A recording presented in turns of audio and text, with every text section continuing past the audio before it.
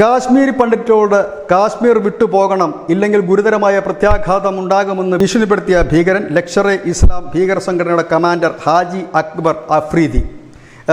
ഈ ഭീകരനായിരുന്നു കാശ്മീരിൽ നിന്നും പണ്ഡിറ്റുകളെ പലായനം ചെയ്യിക്കുന്നതിൽ ഭീഷണി മുഴക്കുകയും അവരെ അവിടെ നിന്ന് ഓടിക്കുന്നതിൽ മുൻകൈയെടുത്ത ഒരു ഭീകരൻ. ഈ ഭീകരൻ പാകിസ്ഥാനിലെ ഖൈബർ ജില്ലയിലെ ബാരയിൽ ഇന്നലെ പട്ടാപ്പകൽ അജ്ഞാതരുടെ വെടിയേറ്റ് പിടഞ്ഞു വീണു മരിച്ചിരിക്കുന്നു. ലഷ്കർ ഇസ്ലാം എന്ന് പറയുന്ന സംഘടനയാണ് കാശ്മീരിൽ ഈ ഭീകരപ്രവർത്തനത്തിൻ്റെ ഒരു ചുക്കാൻ പിടിക്കുന്ന ആളുകളെ റിക്രൂട്ട് ചെയ്യുന്നതൊക്കെ. ഏതായാലും ഈ അഫ്രീദി ഭീഷണി മുഴക്കി 2014 നരേന്ദ്രമോദി സർക്കാർ അധികാരത്തിൽ ഏറുമ്പോൾ തന്നെ ഈ അഫ്രീദി പാകിസ്ഥാനിലേക്ക് നാട് വിട്ടിരുന്നു, ഒളിച്ചോടിയിരുന്നു. പക്ഷേ പാകിസ്ഥാൻ പറയുന്നത് പാകിസ്ഥാൻ പട്ടാളത്തിന് മുമ്പ് ഇയാൾ കീഴടങ്ങിയെന്നാണ്. ഏതായാലും കീഴടങ്ങിയതും അല്ലെങ്കിലും പരലോകത്തേക്ക് എത്തിച്ചിട്ടുണ്ട് അജ്ഞാതർ.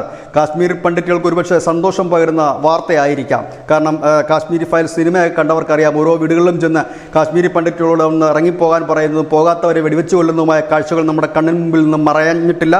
അങ്ങനെയുള്ളിടത്താണ് അതിന് നേതൃത്വം കൊടുത്ത ഹാജി അക്ബർ അഫ്രീദിയെ അജ്ഞാതർ കാലപുരിക്കയച്ചിരിക്കുന്നത്. News desk news India Malayalam.